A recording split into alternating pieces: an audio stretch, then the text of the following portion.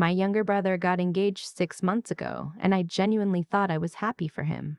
I was happy for him. That's the thing I keep reminding myself, because after everything that happened at his engagement party, it's easier to forget that I walked into that house with nothing but good intentions and a bottle of Malbec I'd spent 20 minutes picking out at the wine shop on 5th. His name is Cody. He's 26, funny in that effortless way that makes strangers at parties think he's their best friend by the end of the night, and for most of our lives, we were close. Mom used to say we were two halves of the same weird brain. He got the charm. I got the stubborn streak. Between the two of us, we probably would have made one fully functional adult. His fiancée's name is Noelle. I want to be careful about how I describe her because I don't want this to sound like jealousy. And I know how these stories go. You describe the other woman as beautiful and cruel, and people assume you're just bitter. So let me be precise. Noelle is very pretty in that very deliberate way. The kind of pretty that takes 2 hours and never lets you forget it. She's 24. She works in pharmaceutical sales. She drives a white Audi that she mentions often enough that I've started to notice when she doesn't mention it. We had met exactly 3 times before the engagement party. Once at a birthday dinner for Cody, once at my parents' house for Thanksgiving, and once at a coffee shop when I happened to be nearby, and Cody texted asking me to come say hi. Each time she was perfectly pleasant, smiled a lot, asked me questions, and then looked at her phone while I answered them. The kind of person who is just nice enough that you feel crazy for not liking her. I didn't dislike her exactly. I just didn't fully believe in her yet. The engagement party was at their apartment in Hoboken. It was a Saturday in March, and I had driven up straight from the office in Philadelphia because I had a board meeting that morning that ran late. I hadn't planned on coming from work. I had planned on going home, changing into the new wrap dress I'd bought specifically for the occasion, and then making the drive up with time to spare. Instead, I was 40 minutes late and wearing what I'd worn to a 6-hour meeting with our legal team and 2 representatives from a firm we were in the middle of acquiring, which meant I was wearing a charcoal blazer, dark trousers, low heels, and a black wool coat that I have had for 7 years. It's a long coat, the kind that goes past your knees, and it used to be very nice, cashmere blend. Bought it at a sample sale the year I moved to Philadelphia. But it has lived a life. The lining is fraying slightly at the left cuff. One of the buttons was replaced 2 years ago and is very slightly the wrong shade of black. I keep meaning to replace all the buttons. I never do. It's my driving coat, my errand coat. I wear it when I'm not trying to impress anyone. I walked into Cody and Noelle's apartment holding the wine and my laptop bag, and the party was already in full swing, maybe 30 people. Music I didn't recognize.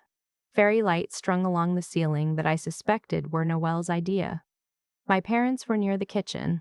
Cody was across the room talking to a group of his friends and waved at me over their heads with that big grin that still makes me feel like we're kids again. I waved back. I set the wine on the table by the door. I was unwinding my scarf when Noelle appeared beside me. "You made it?" she said, and then her eyes went to my coat. Not a glance. A look. The kind that starts at the hem and travels upward. "Oh," she said. "Did you come straight from somewhere?" "Work," I said. "Board meeting ran over. I'm sorry I'm late. I brought wine. It's on the—" No, it's totally fine." She tilted her head. I didn't realize you were still driving that old Honda." Cody mentioned it and I thought he was joking. I had not mentioned my car. I hadn't even come in through the parking area. I'd parked on the street. I don't know how she knew what I drove or why she'd been thinking about it. "It gets me where I need to go," I said.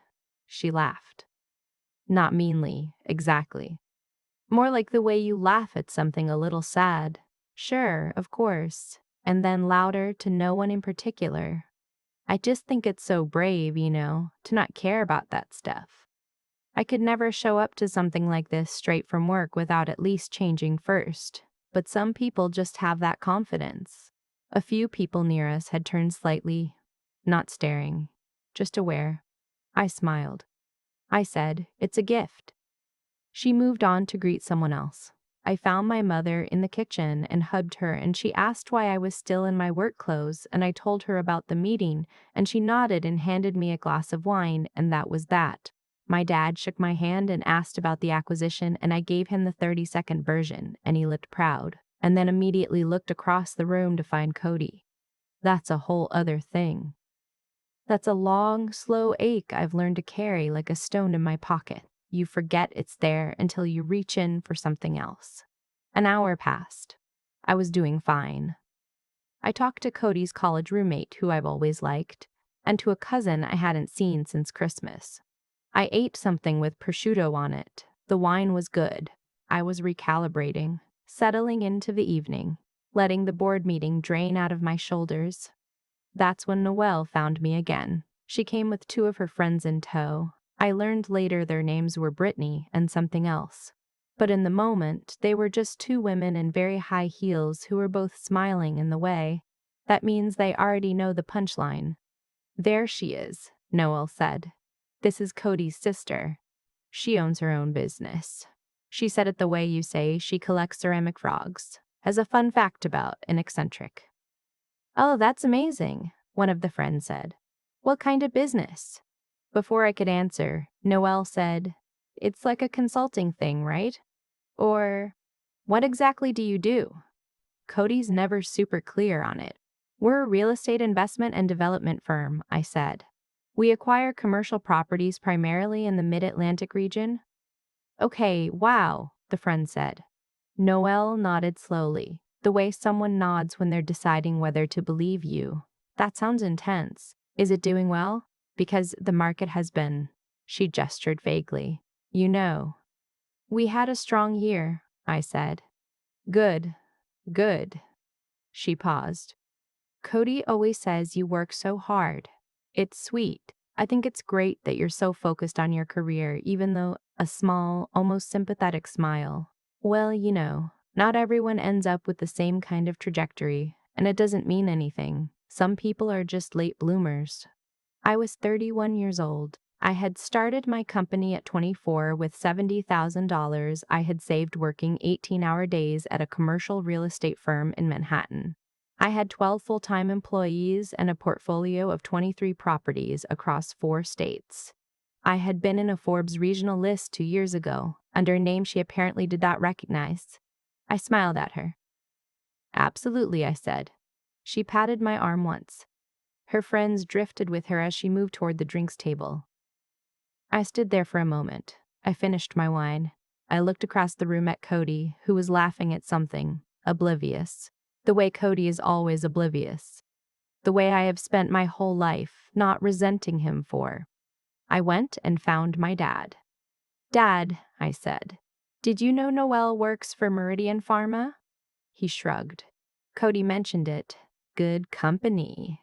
It is, I said. They're one of our tenants. 3rd floor of the Caldwell building in Cherry Hill. He looked at me. No kidding. Signed a 5-year lease last spring. I paused. I've been meaning to mention it to Cody. My dad looked across the room at Noelle, then back at me. Something moved across his face that I hadn't seen in a while.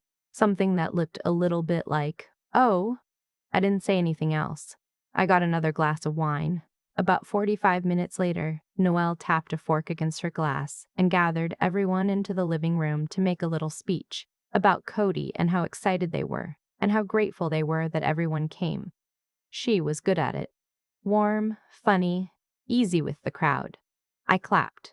I meant it. And then, after, her friend Brittany was asking about the new apartment and whether they were going to redecorate, and Noelle said they were thinking about it.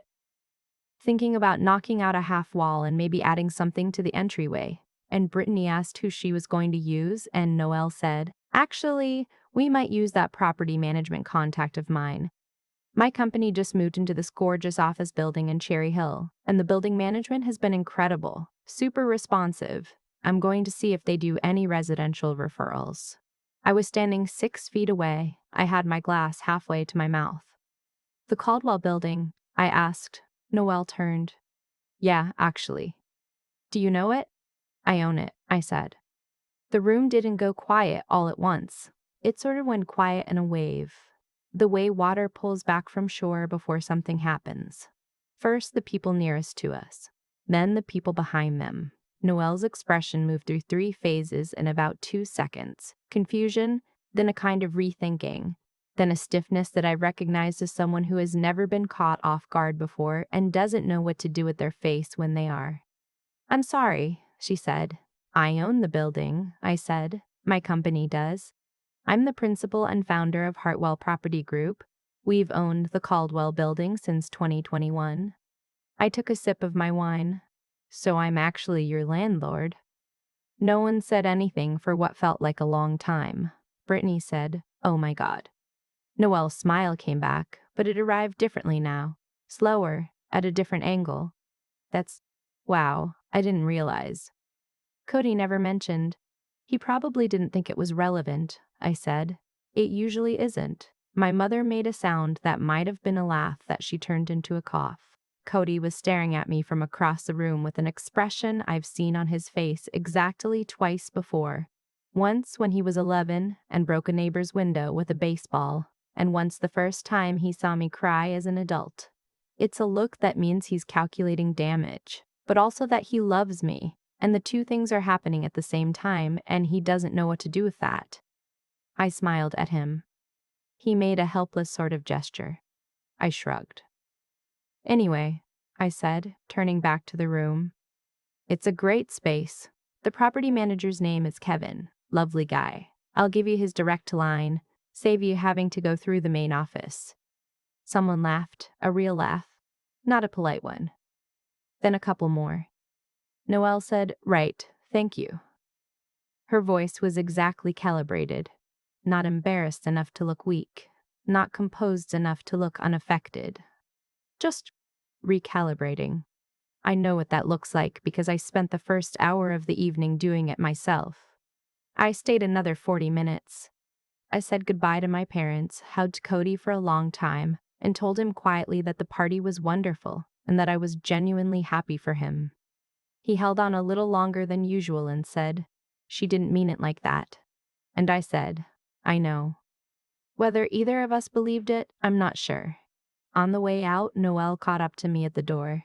"I hope tonight wasn't, I didn't mean to make you feel." She stopped. "Try it again. I think I came across wrong." I looked at her. "She's going to marry my brother. She's going to be at every Christmas and every Thanksgiving and every birthday for the rest of our lives, or at least for however long things go, the way people hope they'll go." "Don't worry about it," I said. And then, because I'm not a saint and I'm not going to pretend otherwise, the Caldwell lease comes up for renewal in 14 months, by the way.